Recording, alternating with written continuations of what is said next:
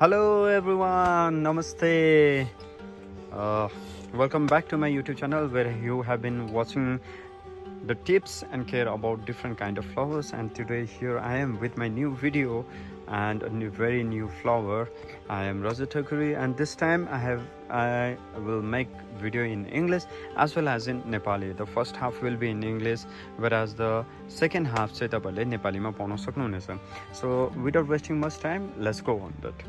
You have been seeing all of this fuchsia plant. There are different varieties of fuchsia, including some single.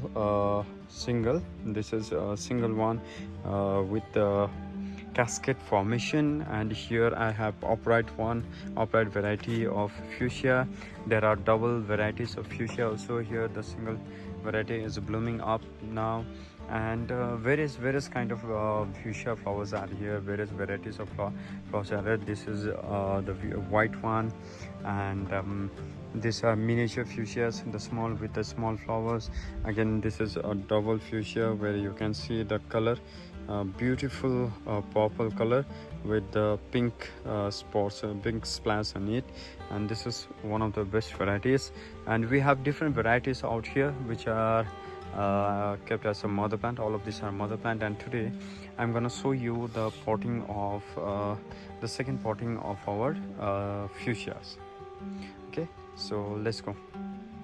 And तपाईहरुले देख्नु भइरहेको छ यहाँनिर फ्युशिया रहेको छ. यो फ्युशियाको सबै मदर प्लान्ट रहेको छ. लास्ट इयरको प्लान्टहरु यसलाई हामीले मदर प्लान्ट बनाएर राखेको छौं. यसबाट हामी कटिङ अस्ति वन ब्याच कटिङ गरेर सोल आउट गर्यौं भने कतिवटा हामीले राखेको थियौं, किनकि यसपालिदेखि फ्युशियालाई अर्कै प्रकारले हामीले फुलाउने विचार गरेको छौं. जसरी बाहिर फुलाइन्छ त्यही प्रकारले टल हेड टाइपले हामी फुलाउने कोसिस गर्नेछौं, र त्यसको लागि आज हामी पटिङ गर्न गइरहेको छौं. अस्ति हामीले 2 इन्च पटमा हामीले पटिङ गरेका थियौं. त्यसको ग्रोथ राम्रो भएको छ. लगभग फ्युशियाको प्लान्टहरु 10 इन्चदेखि 12 इन्चसम्मको पुगिसकेको छ, र त्यसलाई आज हामी पटिङ गरेर त्यसलाई हामी स्टिक दिएर त्यसलाई स्ट्रङ बनाउने कोसिस गर्नेछौं. आउनुस् त ज्यादा टाइम वेस्ट नगरिकन त्यो भिडियोतर्फ लागौँ. र फ्युशियाको पटिङ गर्दाखेरि केवल याद गर्नुपर्ने कुरा चाहिँ के भन्दाखेरि चाहिँ अलिकति साह्रै टाइट मोल हैन, किनकि पानी चाहिँ जति पास भयो त्यति नै राम्रो हुन्छ. सो वेल ड्रेनिङ मेन्युर राख्नु भने चाहिँ तपाईलाई राम्रो हुन्छ. र त्यसमा तपाईले पत्ताको मोल एन्ड गाईको मोल साथसाथमा पर्लाइट अलिकति मात्रामा पर्लाइट लाउनु भने चाहिँ त्यो वेल ड्रेनिङ सोइल मिडिया भन्न पुग्छ. And if you want to pot the fuchsias, then it's better you keep the well draining media, in which you can add leaf compost as well as some amount of cow dung manure in the same ratio, as well as you can add some perlite also, which will help you in the easy drainage of excess water. So here we have been potting all of this. You can see some of the plants are drooping up because they have been just repotted, and you can see the height of the plant is almost 12 inch.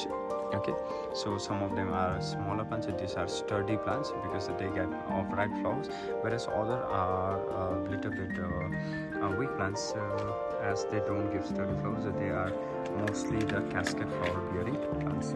So let's go with this one.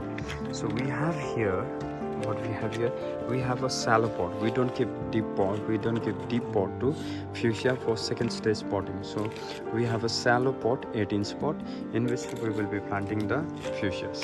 Okay, so before potting a fuchsia, you need to fill it up with a little bit of manure at the bottom. And you have here a very well grown strong plant. This is of the upright variety, and if you go on taking out,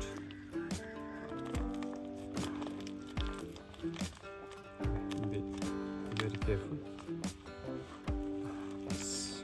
That's a good size of root, so I will be keeping here.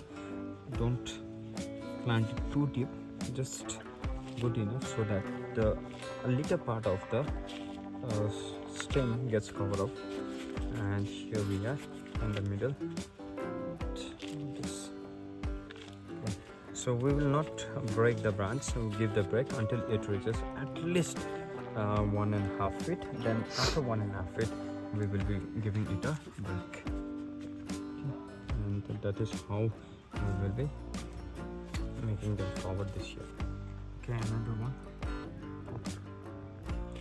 Okay, so तपाईँले potting गरेको देखिसक्नुभयो इङ्ग्लिसमा पनि अब नेपालीमा पनि म तपाईँलाई explain गर्न चाहन्छु यहाँ तपाईँले देख्न सक्नुहुन्छ यो एकदमै लामो भइसकेको छ अनि यसलाई पहिला पटिङ गर्नुभन्दा अगाडि मुनि मजाले प्लान्ट हाल्ने मल हाल्ने है अनि त्यसलाई बिस्तारै सक्दो बिस्तारै जरालाई ज्यादा डिस्टर्ब नगरिने है यसलाई के गर्नुपर्छ हामीले पटबाट निकाल्नुपर्छ ओके साह्रै गहिरो नकाट्ने साह्रै गहिरो चाहिँ हामीले काट्नु हुँदैन यसलाई होइन अलिअलि चाहिँ for the purpose so that it can be strong होइन अलिकति स्ट्रङ भइन्जेल चाहिँ दरिलो भइन्जेलसम्म चाहिँ यसलाई फेदलाई काट्यो तर साह्रै गहिरो चाहिँ यसलाई नकाट्नु ओके सो यसरी यसलाई बटिङ गर्ने सजिलो छ के छैन साह्रो घाँस पनि हाल्यो होइन यिनीहरू चाहिँ विक छ सो स्टडी एकदमै कडा खाले ब्रान्च हुँदैन सो त्यसलाई चाहिँ हामी यसलाई अहिलेदेखि नै स्टिक लगाएर यसलाई स्ट्रङ बनाउँदै जानुपर्छ सो यो मैले लिएको छु र यसको चाहिँ म लिफ जुन चाहिँ यसको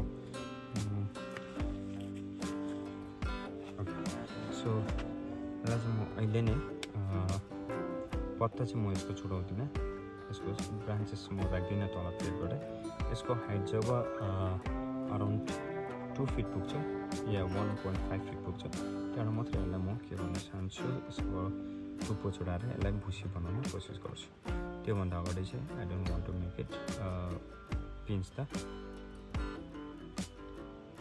ब्रेकिङ बिग ब्रेक स्टप जुन चाहिँ भन्छ स्टप पनि भन्छ ब्रेक पनि भन्छ र यहाँ टुप्पो छोडाएर यसलाई भुसी बनाउनु पनि हामी भन्न सक्छौँ र यसलाई म अहिले नै चाहिँ गर्न चाहदिनँ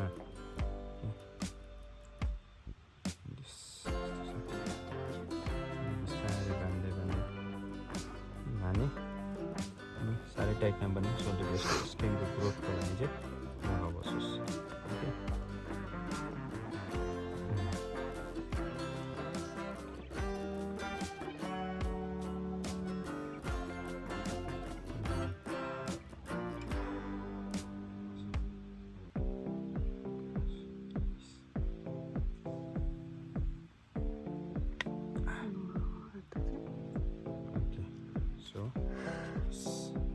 भनिहाल्यो होइन यसलाई स्ट्रेट राख्ने हो अब यो स्टेम चाहिँ यो खुट्टी जुन चाहिँ छ बाँसको खुट्टी यसलाई चाहिँ हामी सपोर्टलाई चाहिँ दिइराख्ने हो जबसम्म यसको हाइट 2 फिट पुग्दैन ओके सो यसलाई टुप्पो चाहिँ छुटाउनु हुँदैन अहिले नै सो लेसी बाहिर वर्ल्डमा जसरी जहाँ राम्रो प्रकारले फ्युचर रोपिन्छ त्यहाँ जस्तो प्रकारले रोपिन्छ त्यस्तो प्रकारले हामी यसलाई रोप्न सक्छौँ सक्दैनौँ यहाँ फुलाउन सक्छौँ सक्दैनौँ हेरौँ एक्जिबिसनको लागि रेडी गर्नु सक्छौँ सक्दैनौँ okay so let's see okay ल भयो and lastly I would like to thank all the people who have been watching my channel and they have learning something from me. I am very thankful for your time because तपाईँले time दिनु भएर नै as you have given us time that's why my channel is running otherwise मेरो stop भइसक्यो होला and 2500 को सब्सक्राइबरको नजिक पुगेको छु एन्ड होपफुली यो हप्ताभित्रमा तपाईँले 2500 सब्सक्राइब पनि पुऱ्याइदिनुहुन्छ भन्ने आशा गरेको छु and thank you so much bye bye have a good day take care अनि हेर्दै गर्नु होला मेरो च्यानललाई सब्सक्राइब गरिदिनु होला